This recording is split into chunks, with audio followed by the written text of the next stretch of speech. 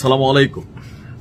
আজকে সারাদিন সারা বাংলাদেশ তোলপাড় শেখ হাসিনার এক সাক্ষাৎকারকে কেন্দ্র করে। আমরা যখন ফেসবুকে শেখ হাসিনার মৃত্যুর গুজব শুনছিলাম, তখনই তিনি বিশ্ব মিডিয়াকে সাক্ষাতের মাধ্যমে জানালেন, প্রথমত তিনি জীবিত আছেন, দ্বিতীয়ত ঝুঁকেঙ্গা নেহি সালা স্টাইলে আছেন, তৃতীয়ত তিনি দেশে ফিরলে এই যে জুলাই আগস্ট অভ্যুত্থানের যারা নেতারা আছেন তারা কেন জুলাই সনদের আইনি ভিত্তি চাচ্ছেন, এটার মেইন কারণই হচ্ছে তিনি যে ঝুঁকেন নাই, কোনো অনুশোচনা নাই, প্লাস তিনি আসলে সবার যে বিচার করবেন এই যে দ্ব্যর্থহীন কণ্ঠে তিনি আজকে আন্তর্জাতিক গণমাধ্যমের সামনে এই বিষয়টা প্রকাশ করলেন। এরপরই কিন্তু বিষয়টা নিয়ে সরকার থেকে শুরু করে সবার মধ্যে একটা প্রতিক্রিয়া হয়েছে। নয়াদিল্লিতে অবস্থানরত শেখ হাসিনার সাক্ষাৎকার আজকে রয়টার্স, এএফপি এবং যুক্তরাজ্য ভিত্তিক দ্য ইন্ডিপেন্ডেন্টে প্রকাশ করা হয়। সাক্ষাৎকারে তার বিরুদ্ধে যে মানবতা বিরোধী অপরাধ, জাতিসংঘের প্রতিবেদন থেকে শুরু করে দেশের প্রতিবেদন, প্রায় 1400 মানুষ হত্যার যে অপরাধ, সেই অপরাধের অভিযোগ তিনি প্রত্যাখ্যান করেছেন এবং চলমান এই বিচারকে, আন্তর্জাতিক অপরাধ আদালতের বিচারকে রাজনৈতিক উদ্দেশ্য প্রণোদিত বলেও মন্তব্য করেছেন। আন্তর্জাতিক অপরাধ ট্রাইব্যুনালে তার বিরুদ্ধে যে অডিওগুলো উপস্থাপন করা হয়েছে সেখানে তিনি গুলি চালানোর নির্দেশ দিয়েছেন। এএফপির কাছে শেখ হাসিনা দাবি করেছেন অডিওর কথাগুলো ভুলভালভাবে উপস্থাপন করা হয়েছে। ওনার বক্তব্য, আমার বিরুদ্ধে যে অভিযোগ, আমি নিজে বাহিনীগুলোকে আন্দোলনে গুলি চালাতে বলেছি, এটা মিথ্যা। যদিও তিনি স্বীকার করে বলেছেন যে চেইন অফ কমান্ডের ভেতরে কিছু ভুল ছিল। তো শেখ হাসিনার অভিযোগ, তাকে আত্মপক্ষ সমর্থনের জন্য যথেষ্ট সময় দেওয়া হয়নি, তবে তিনি কোনো আদালতে আত্মসমর্পণ করেনি কিংবা কোনো আইনজীবীও নিয়োগ দেননি। তো তার পক্ষে যে আইনজীবী কাজ করতেছে এটা হচ্ছে রাষ্ট্র কর্তৃক দেওয়া। শেখ হাসিনার বক্তব্য রয়টার্সকে যে ক্যাঙ্গারো কোর্টে মামলা চলছে, অপরাধী বানিয়ে রায় আগে থেকেই নির্ধারিত হয়ে গেছে।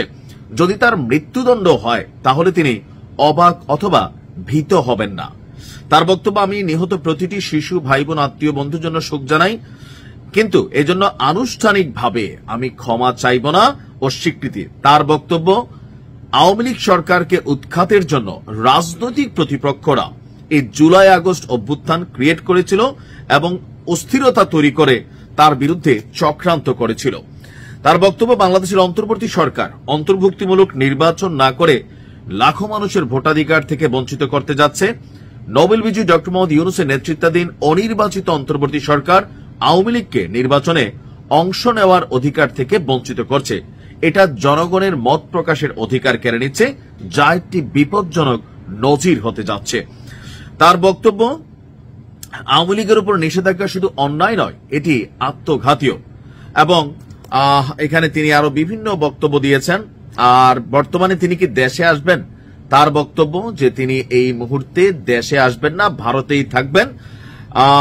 দিল্লিতে তিনি নিরিবিলি এবং স্বাধীনভাবে বসবাস করছেন। মাঝে মাঝে শহরের লোধি গার্ডেনে তিনি হাঁটতে যান, যদিও অতীতে তার পরিবারের সদস্যদের হত্যার ঘটনার কারণে তিনি সতর্ক রয়েছেন। বাংলাদেশের ভবিষ্যতের জন্য সাংবিধানিক শাসন এবং রাজনৈতিক স্থিতিশীলতা ফিরে আসা জরুরি। দেশের ভবিষ্যৎ কোনো একক ব্যক্তি বা পরিবার নির্ধারণ করে দিতে পারে না। তো তিনি কখন আসবেন, আগামীতে যখন নির্বাচিত সরকার আসবে তখনই আসবেন। আমি প্রথম থেকে বলে আসছি যে শেখ হাসিনাকে ফেরানোর জন্য ডক্টর ইউনূসের এই সরকার, তারা কিন্তু কোন রকম বড় ধরনের উদ্যোগ নেয় না। একটা চিঠি দিছে, ভারত সেই চিঠির খবর 1 বছর পরে দিছে, এটা তাদের প্রায়োরিটি লিস্টেই নাই। সরকারের পক্ষ থেকে খুব বেশি চাপচুপ দেওয়া হয় না। এমনি আমাদের প্রেস সচিবরা বলেন আর কি যে এই করা হচ্ছে, সেই করা হচ্ছে। এখন শেখ হাসিনার এই বক্তব্য এই মুহূর্তে বাংলাদেশে আরেকটা ভিন্ন মত তৈরির চেষ্টা করছে।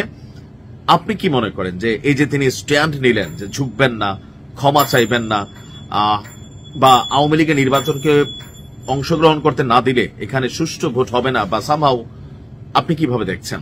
ভালো থাকুন।